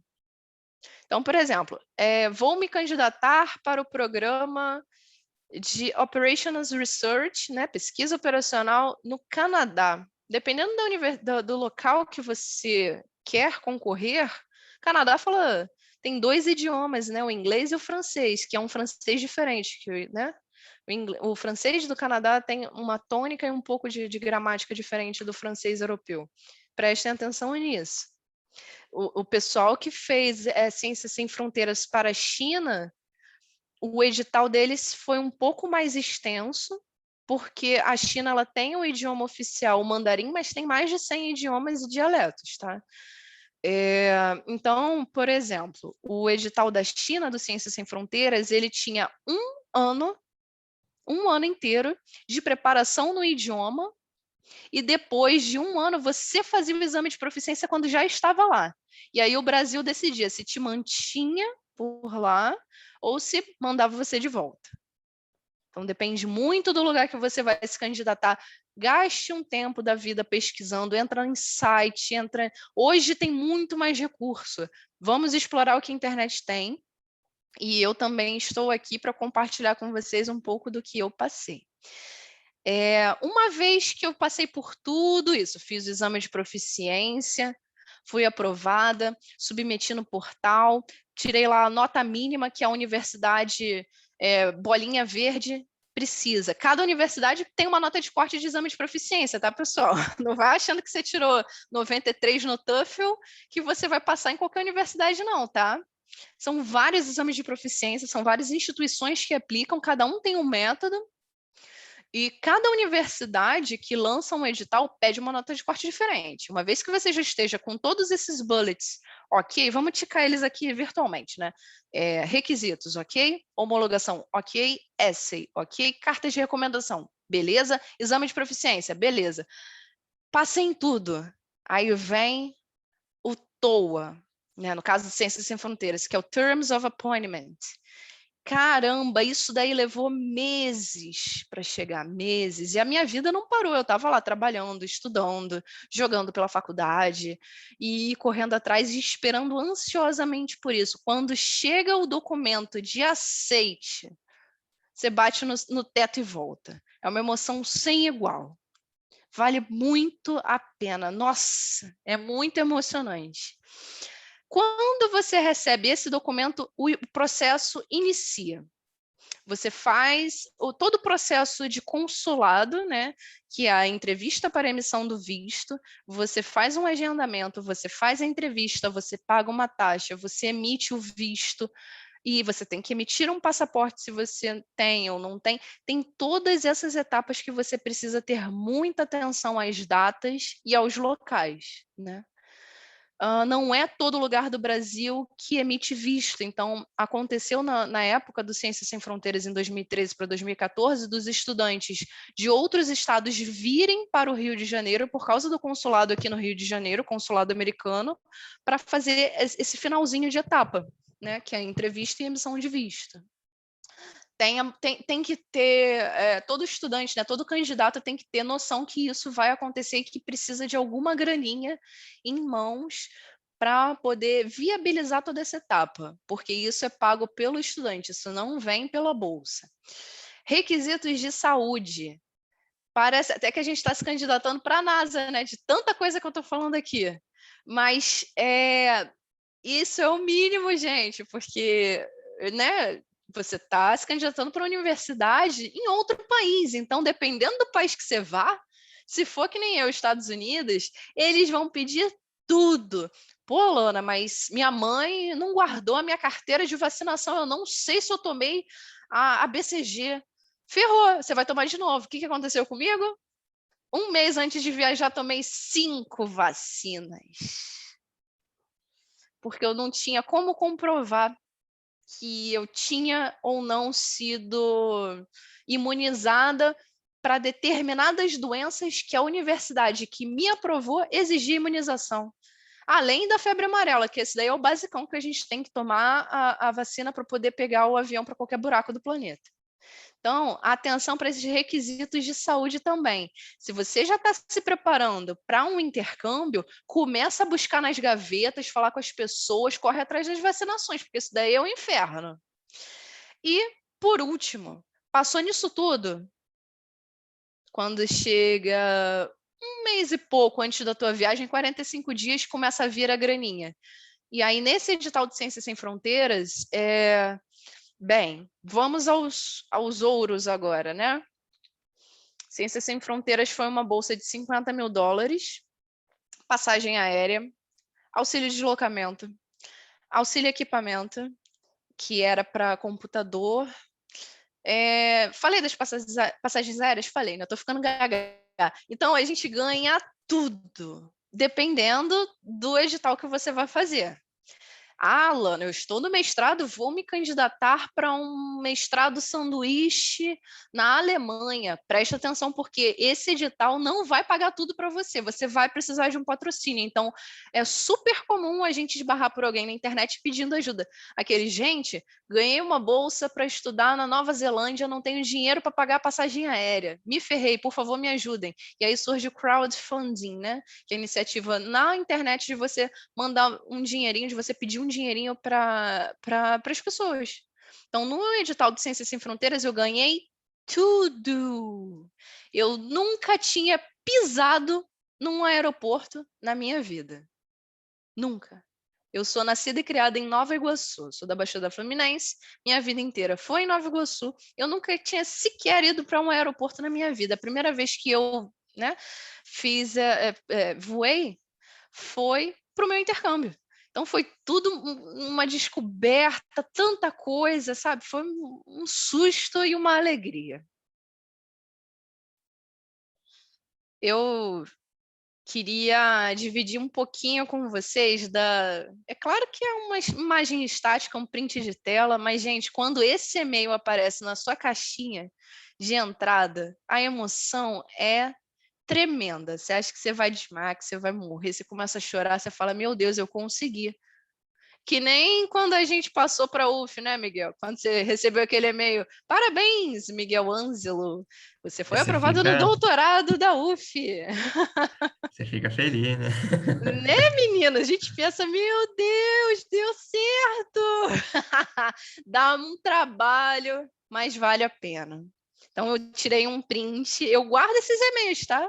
Meu e-mail tem uma senha gigantesca, porque isso daí tem um valor tremendo. Então, eu queria dividir com vocês essa mensagem. Não deixe de acreditar e, principalmente, de lutar por aquilo que você não passa um dia sem pensar. Se é um desejo, faz acontecer. Não seja um peixinho no aquário. Se mexe, se agita. Existem muitas pessoas para te ajudar. Depende muito das suas relações. Normalmente, as universidades têm setores de assuntos internacionais. Vá atrás dos seus professores, vá atrás desses departamentos. Tem muita informação que é velada. Você tem que ir atrás. Então, pessoal, não deixe de acreditar e lutar por aquilo que você não passa. Você não vive um dia sem pensar naquilo. Eu quero e eu vou fazer um intercâmbio. Não pela emoção de viver num país fora. Não, eu quero ter isso no meu currículo. Eu quero ser esse tipo de profissional diferenciado no mercado. Vai! Você é capaz. Gente, eu consegui. Lutando contra tudo e todos. Com um salário de R$1.000 por mês de estagiária. Lana, e você está falando um negócio de sonho, isso é uma coisa muito... Às vezes a gente coloca assim, sonho é uma coisa muito distante, né? Eu também, na época, eu fiz intercâmbio, não foi pelo Ciências Sem Fronteiras, foi, tipo, fé e coragem, junta dinheiro e vamos ver no que vai dar. Eu fiz na Irlanda, só que foi o contrário, eu fiz no meio da faculdade, né? Eu sabia de um seguinte, eu queria ter experiência fora.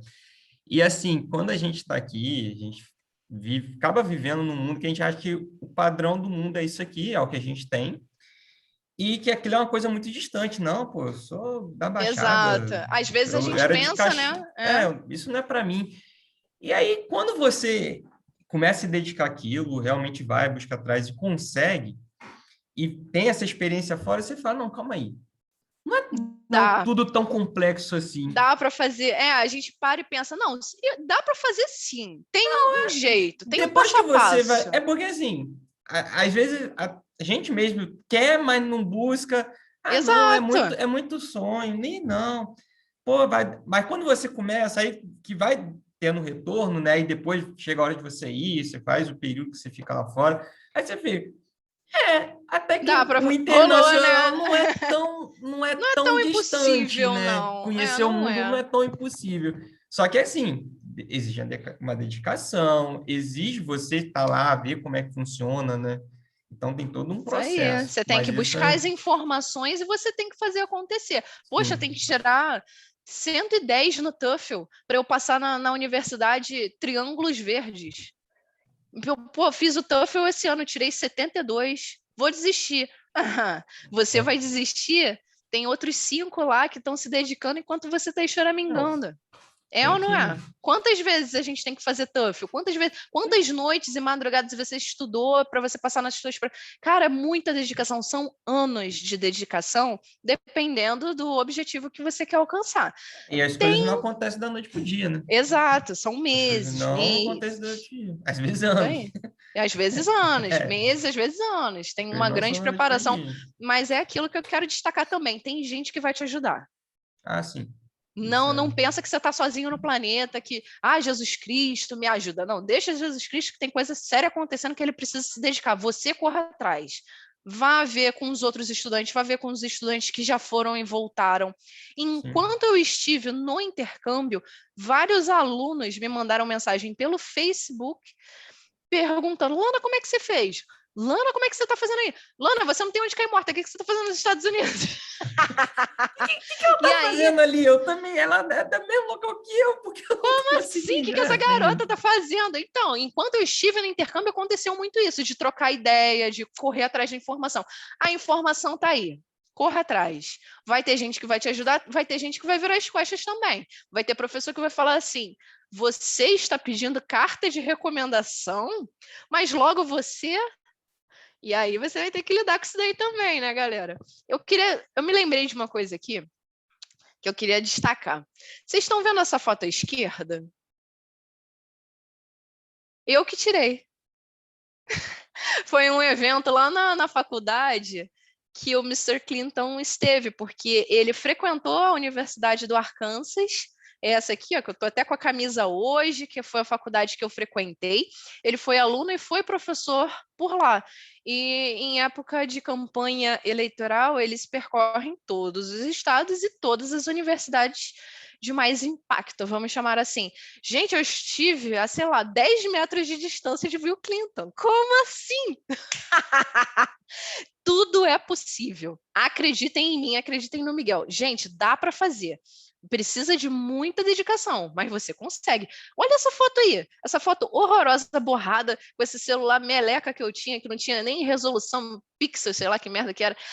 E aí eu estava lá, no meio dos estudantes americanos, tão boa quanto ou melhor do que eles, assistindo as mesmas aulas, recebendo o mesmo nível de instrução acadêmica e pertinho do Mr. Clinton. Não que ele seja um grande exemplo, mas veja, né? É só para dar um destaque. Bem, vamos continuar aqui, senão eu vou ficar falando até amanhã. Essa universidade, a University of Arkansas, essa tônica da palavra é diferente porque esse estado, o Arkansas, ele fica localizado no meio dos Estados Unidos, no centro geométrico, na meiuca. E lá é uma região que é chamado o estado natural. Ele tem muitas belezas naturais conservadas e era uma região de indígenas. Então, isso explica a mudança da tônica da palavra. University of Arkansas. Existe o estado do Kansas. Você vê que o jeito de falar é diferente, por causa dessas origens, essas particularidades da cultura. Eu frequentei essa universidade de 2014 a 2015, eu fiz 2 períodos. Ela fica localizada na cidade de Fayetteville, que não é a capital do Arkansas. A capital chama-se Little Rock, mas Fayetteville é uma cidade bem pequenininha a noroeste, faz divisas com o Texas, e eu fiz o 9º e o 10º período por lá. Acreditem, eu fiz TCC. O meu TCC foi um estudo de caso. A universidade pagou o meu projeto, então eu fiz uma viagenzinha de 2 semanas, mais ou menos. Foram uns 10, 12 dias, por aí, por 3 parques fabris da Tyson Foods. A Tyson é uma empresa que se assemelha à BR Foods, né? É uma empresa de processamento animal. E eu fiz o TCC e me formei por lá. Então, vocês estão achando que o estudante brasileiro está de bobeira? Não está, não, queridos. E você está achando que, poxa, eu não fiz metade do que a Alana fez, eu não sou capaz. Ah, você é. Se você acreditar, se você lutar, mais do que desejar, você tem que lutar por aquilo que você quer. Se você correr atrás, você consegue. E aí, pessoal, o último bullet é o College Life. Estão vendo esses GIFs, essas imagens, essa foto bacana que eu tirei aí à direita? Assim como a gente vê em séries e filmes, eu vou destacar um pouquinho da cultura americana na parte acadêmica, os esportes são 50% da vida acadêmica. É como eu estava conversando previamente a essa apresentação com alguns colegas aqui.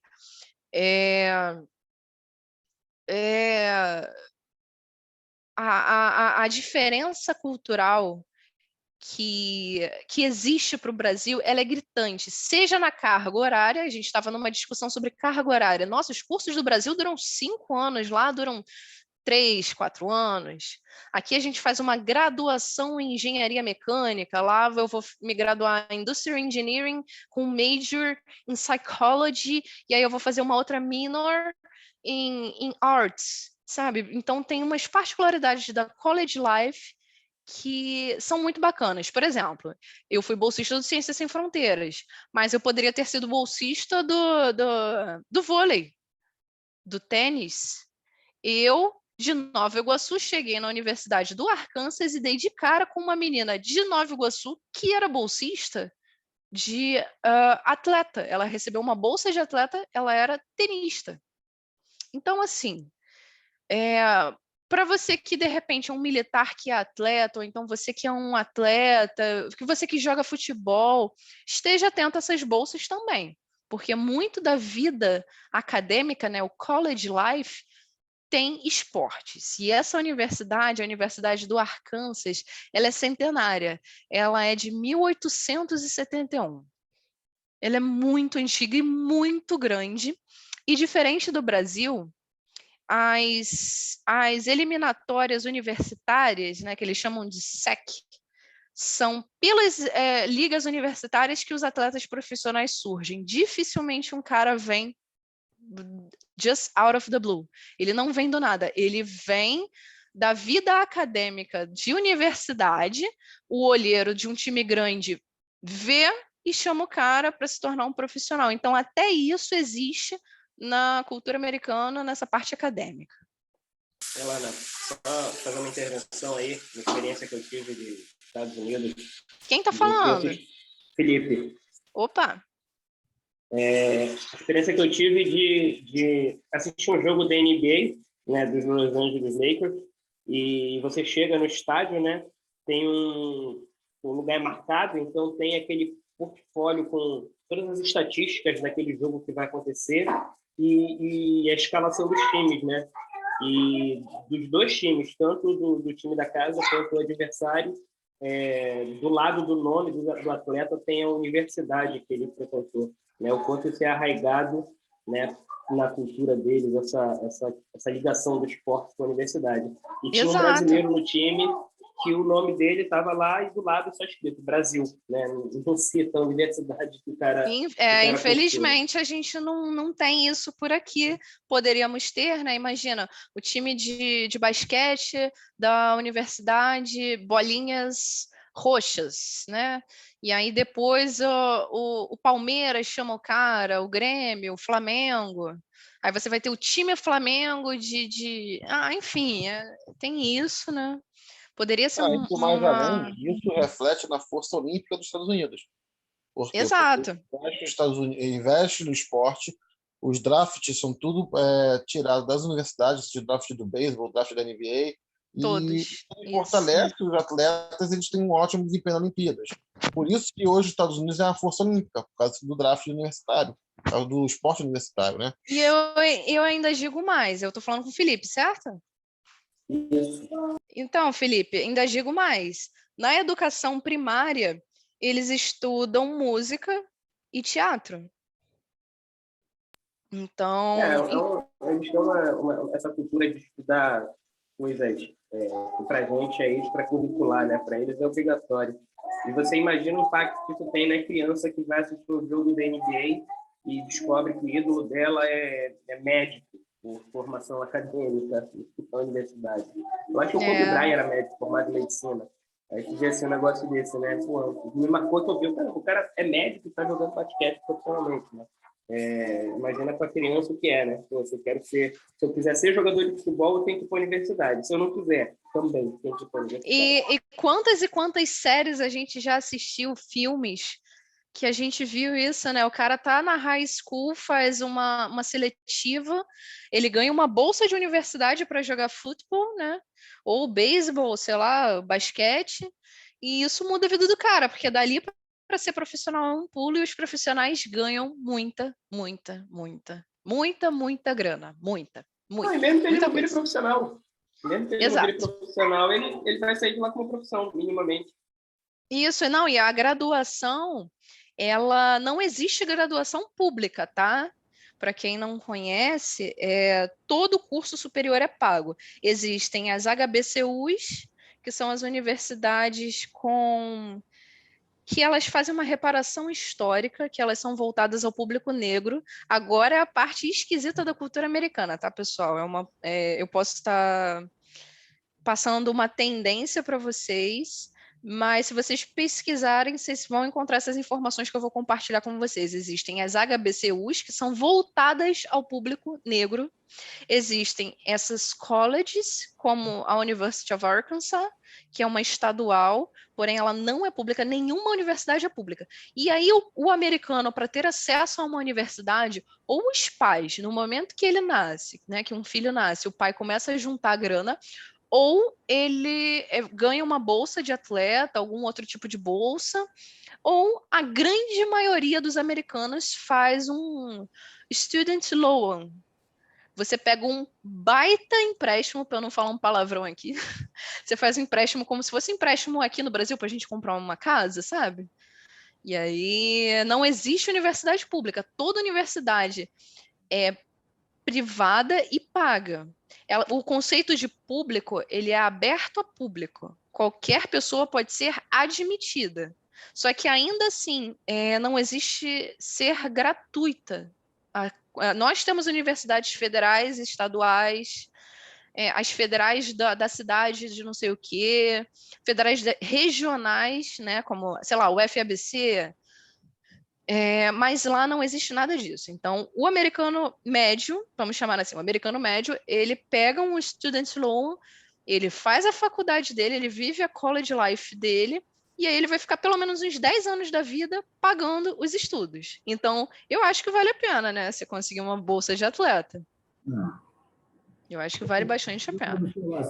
O papo está ótimo, mas às 20 horas nós teremos outra atividade. Então, faltam 10 minutos, vamos começar a avançar. Tá certo, professor, vamos que vamos. Agora é reta final, porque já falei sobre a Universidade do Arkansas, como que faz para o processo seletivo deles. E aqui, esse é o segundo e-mail que eu bati no teto e voltei, meu povo. Claro que assim, quando eu passei no vestibular foi muito emocionante. Passei no Cefet, eu fui a primeira pessoa da minha família a frequentar uma universidade federal. E aí o segundo grande susto foi quando eu passei no intercâmbio, aquele primeiro print de tela que eu mostrei para vocês. E esse terceiro susto foi quando eu fui admitida no Academic Summer Research Program, que é do IIT, Illinois Institute of Technology. Foi onde eu tive o primeiro contato com pesquisa operacional. Eu fiz parte de um programa, um summer, né? Um programa summer, que são algumas semanas no meio do ano, em que você se torna um assistente de professor. Ele equivale, esse Academic Research Program, ele equivale a uma iniciação científica. Ele é bem próximo de uma iniciação científica. Então, eu quis tirar esse print de tela, mostrar para vocês que mesmo eu estudando no interiorzão dos Estados Unidos, muitos estudantes brasileiros ou não, se abestalharam, pensaram, nossa, eu já sou o máximo, eu já estou na América. Cara, o desafio nunca para por aí. É o que eu falei lá no início, a gente tem que buscar excelência, constância. Você já está na América? Cai dentro. Então, eu terminei a faculdade, eu fui aceita num summer program. E aí lá fui eu fazer pesquisa. E eu ganhei por isso. Fui admitida no IIT, que fica em Chicago.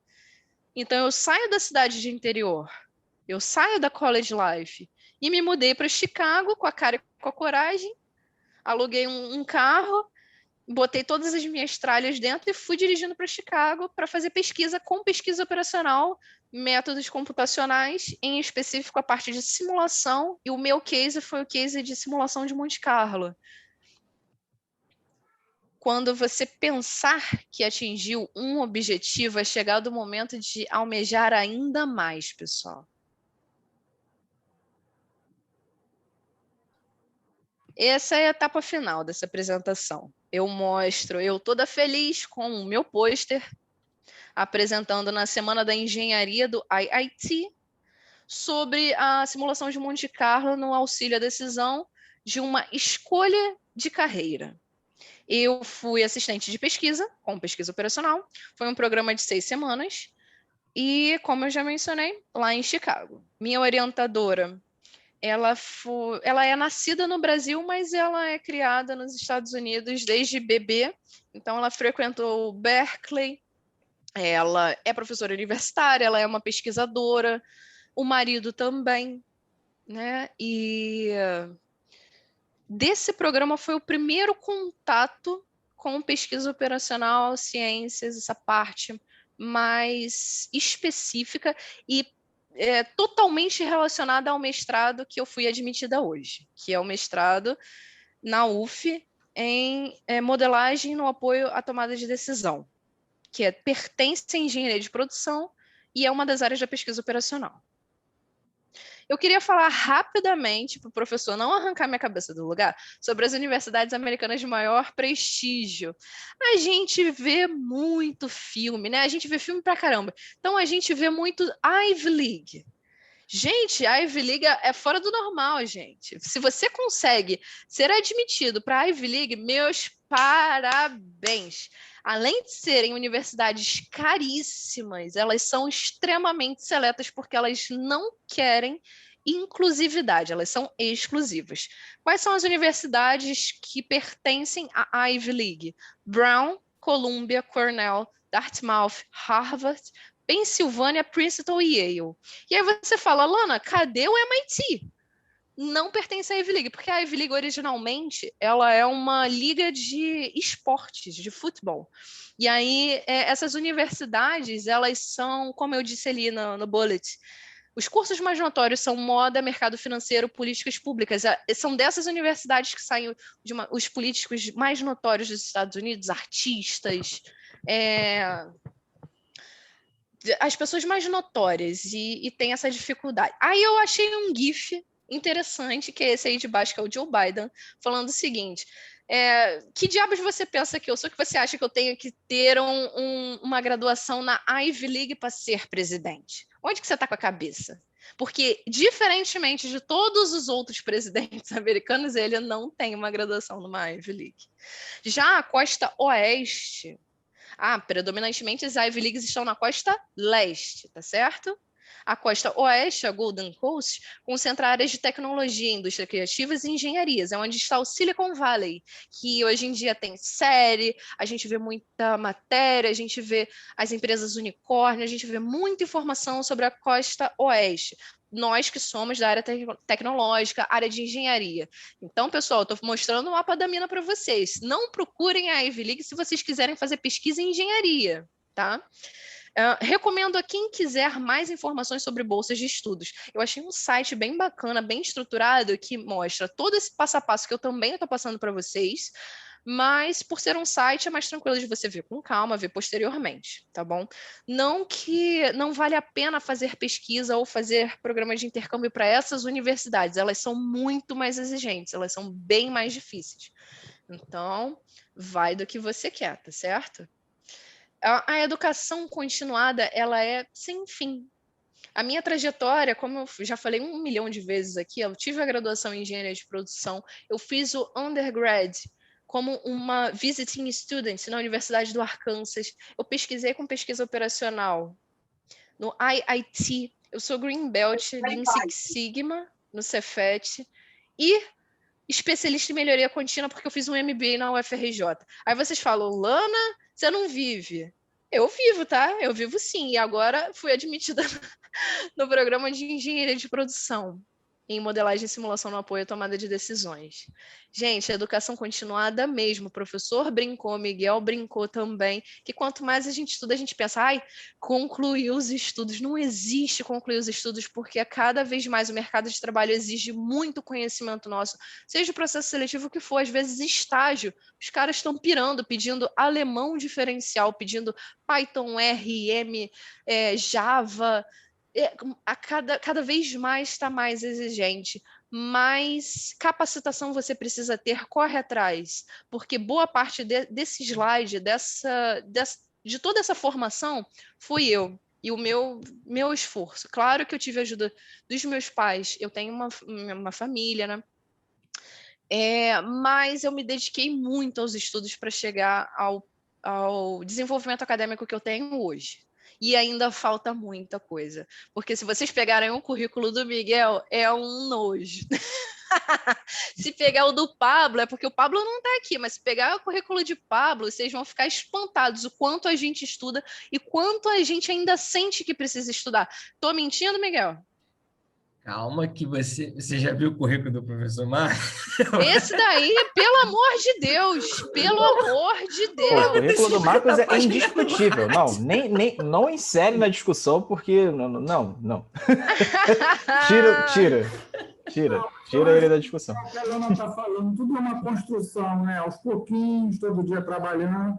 O Cláudio nem terminou a faculdade, já deve ter mais de 10 artigos publicados na NEGEP, SBPO. Cláudio aprovou agora um artigo internacional, aliás, 2. 3, né? No IPQM, International, como é que é? International Technology Management Quantitative. Isso. E os 3 artigos vão ser publicados na Possível Computer Science, né? Com os corpos. 3 artigos internacionais que o Cláudio aprovou agora. E nem terminou a faculdade ainda. Né? Pessoal, a educação ela é sem fim. Quanto mais estuda, mais precisa estudar. E o mercado de trabalho está puxando muito a gente. Então, passei pelo Cefet, passei pela UFRJ, estou na UF e não vou parar, a menos que eu não aguente de saúde. Eu tô que nem esse gatinho, ó. Vocês estão vendo esse GIF? Essa é a nossa vida. O estudante de mestrado, doutorado não tem sossego, não.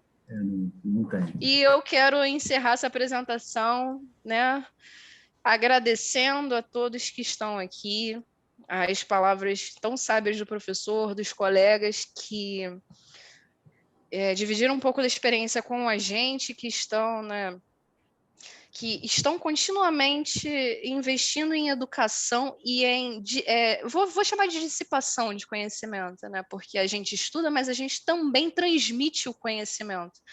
É muito mais importante você produzir do que você absorver conhecimento. Então, eu tenho um grande muito obrigada para deixar aqui, tanto pelo espaço quanto pela oportunidade, professor. Bem, eu que agradeço a Lana, né, pelo seu tempo, pela sua disponibilidade. Uma noite de feriado, né? Podia estar fazendo um monte de coisa mais interessante, vendo uma sériezinha no Netflix, né? O seu isoporzinho, né? Que ninguém é de ferro, né? Mas ela estava aqui passando um pouco contando um pouco da sua história para a gente. E uma história inspiradora, né? Acho que para todo mundo. Eu a convidei justamente por isso, né? Eu sabia que ela ia motivar, né? Principalmente vocês, né, são mais jovens, têm toda uma trajetória pela frente. Então, eu tinha certeza que seria uma história inspiradora, né? Eu estou com o tempo um pouco apertado, eu queria ter mais tempo para a gente abrir um espaço de discussão agora, só que teremos o curso agora do Davi sobre estabilização de processos, né? Mas a live teve uma dinâmica muito boa, porque foi meio que um bate-papo, né? A gente já foi falando aí ao longo, foi, né, conversando com a Lana, então foi bem descontraído, todo mundo pôde falar, né? O Miguel, Cláudio, Leandro, né, Felipe, então a gente já foi conversando, eu acho que, né, muito das dúvidas que possivelmente nós teríamos agora no final já foram dirimidas, tá? Mas o canal de comunicação continua aberto, né? Muitos aqui estão na turma da Lana, na nossa turma lá de ferramentas computacionais, Isaac, Miguel, né? E se alguém quiser falar com a Lana, tem o LinkedIn dela, ou fala comigo, eu passo o contato dela, a gente conversa, né? O canal continua aberto. Eu sempre falo, o mais importante é o que a Lana falou, né? Passar o conhecimento adiante e aproveitarmos essa oportunidade aqui também para aumentarmos o nosso networking, né? Que é fundamental em qualquer carreira, tá? Então, Lana, mais uma vez, muito obrigado. Tá? Eu que agradeço, pessoal. Obrigada mesmo, professor. Tá? E bom final de semana e bom feriado aí para todo mundo. Final de feriado. Tá, boa noite, pessoal. Boa noite, pessoal. Falou, pessoal. Obrigado, Lana. Boa noite, Valeu. pessoal. Boa noite, Obrigado, parabéns, Lana. Lana. Muito bom. Me adicionem. Me adicionem. Lana. Parabéns. Obrigada. Lá nos estudos da madrugada ainda continua. Vamos que vamos. Domingão, virada. Viradão.